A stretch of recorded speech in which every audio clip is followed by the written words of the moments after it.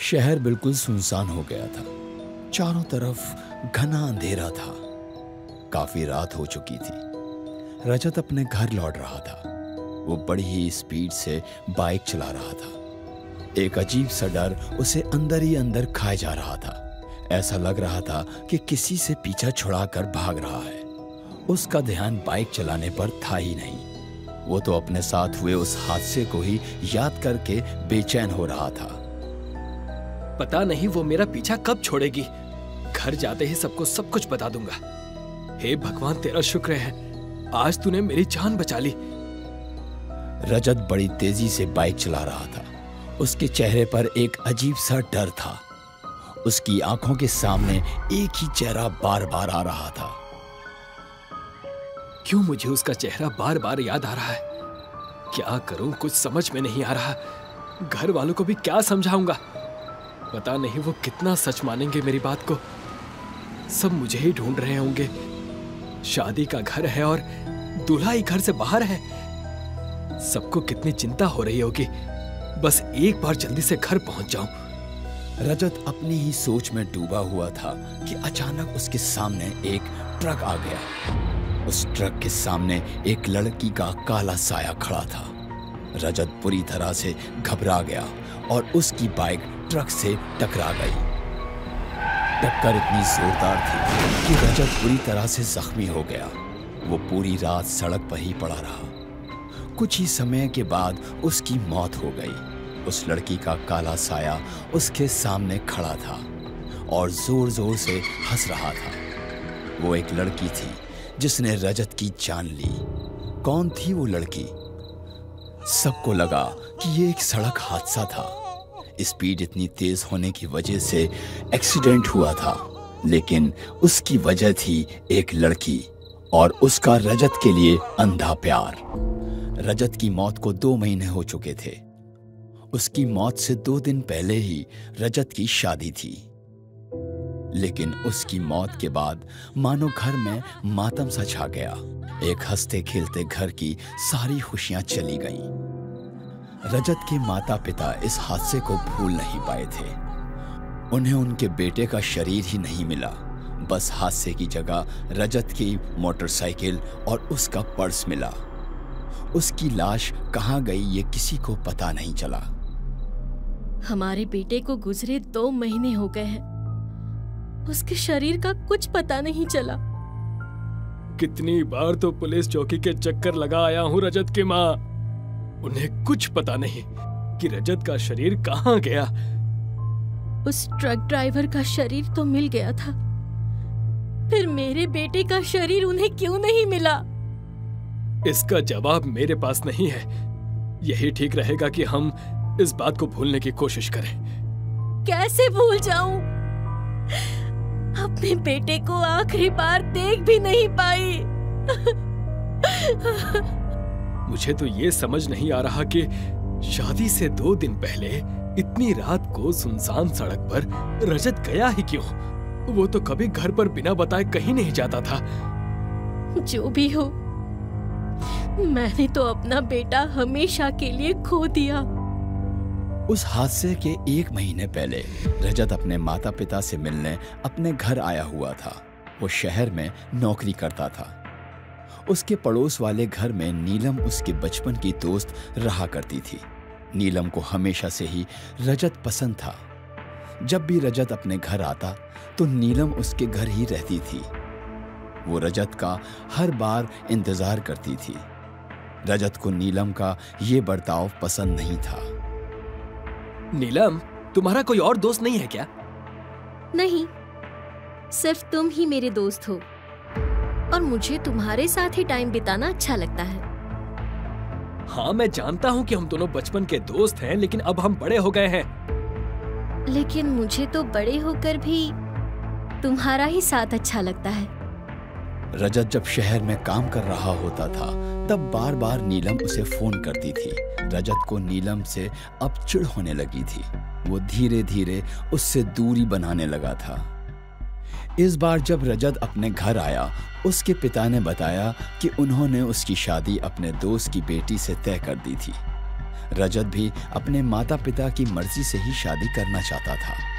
वो इस फैसले से खुश था। लेकिन जैसे ही नीलम को ये बात पता चली तो वो दौड़ती हुई आई। मैं ये क्या सुन रही हूँ रजत? तुम शादी कर रहे हो? तुम ऐसा नहीं कर सकते।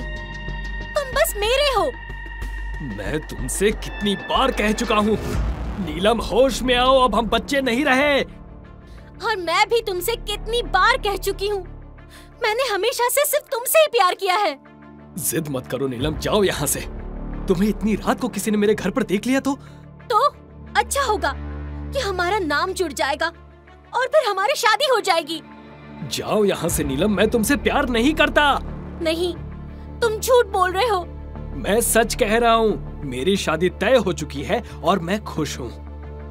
अगर नहीं होती तो? नहीं होती ना, तब भी हम दोनों का कोई फ्यूचर नहीं था और ना ही कभी होगा। ऐसा मत कहो रजत।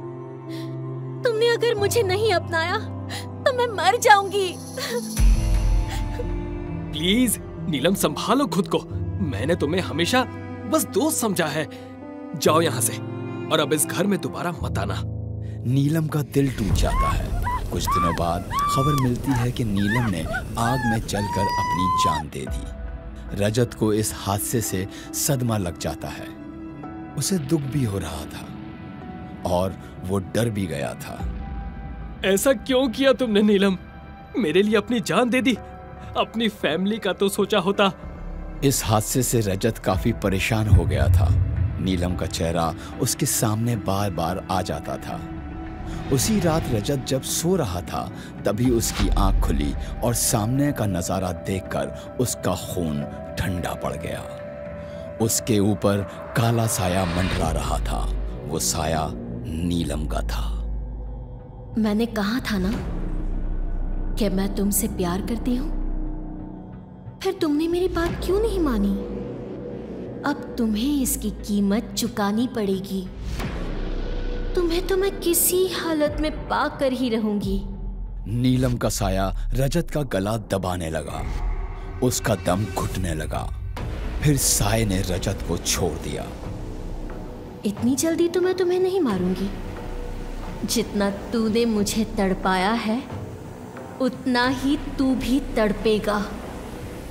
देखती हूँ कैसे शादी करेगा तू। रजत अपना होश संभालते हुए बिस्तर से उठता है। वो बुरी तरह से कांप रहा था। उसका शरीर डर से पीला पड़ गया था। वो जोर जोर से सांसें लेने लगा। उसने जैसे ही सामने देखा, नीलम का साया उसके सामने खड़ा था। क्या हुआ? तुझे लगा मैं चली गई? इतनी जल्दी नहीं जाने वाली। तेरे लिए आग में कूद गई मैं। मेरी ये खूबसूरती तेरे लिए ही थी, लेकिन तूने मेरी कद्र नहीं की। अब तू पछताएगा। तेरी शादी से पहले अमावस्या की रात है। मैं उसी वक्त ले जाऊंगी तुझे अपने साथ। रजत को समझ नहीं आ रहा था कि वो ये बात किसको बताए। उसने कई बार मम्मी पापा को इस बारे में बताने की कोशिश की, लेकिन नहीं बता पाया। शादी का दिन जैसे जैसे नजदीक आ रहा था, वैसे वैसे रजत की बेचैनी बढ़ती जा रही थी। हे भगवान, क्या करूं मैं? कहीं नीलम मुझे सच में अपने साथ तो नहीं ले जाएगी ना? रजत दिन रात इस सोच में डूबा रहता था। अब उसे अपने मम्मी पापा और अपनी होने वाली पत्नी की भी चिंता हो रही थी। कहीं नीलम ने मम्मी पापा को कुछ कर दिया तो मैं क्या करूंगा? नहीं, मैं ऐसा नहीं होने दूंगा। रजत कैलेंडर में 8वीं तारीख को घंटों देखता रहता। नीलम ने वही तारीख दी थी रजत को, जिस दिन वो रजत को हमेशा के लिए खुद के साथ ले जाने वाली थी। और आखिरकार 8वीं तारीख आ गई। रजत बुरी तरह से घबराया हुआ था। अचानक उसका फोन बजता है और उसे खबर मिलती है कि उसके पिता का एक्सीडेंट हो गया है। वो घबराता हुआ घर से निकलता है और फोन पर बताए गए रास्ते की तरफ बढ़ता है। उसे दिखता है कि चारों तरफ सुनसान पहाड़ी है और एक बरगद का पेड़। रजत वहां से भागने लगता है और तभी नीलम का साया उसके सामने आ जाता है। कैसे हो रजत? कितने दिनों बाद मिले हो। आओ, मेरे पास आओ। रजत भागने लगता है, तभी नीलम का साया उसके सामने खड़ा हो जाता है। वो जिस भी ओर भाग रहा था, नीलम का साया उसके सामने आ रहा था। रजत दौड़ते हुए अपनी बाइक की तरफ भागा। वो वहां से तुरंत निकल जाना चाहता था। चाहे कितना भी भाग लो रजत, आज तो मैं तुम्हें अपने साथ लेकर ही जाऊंगी।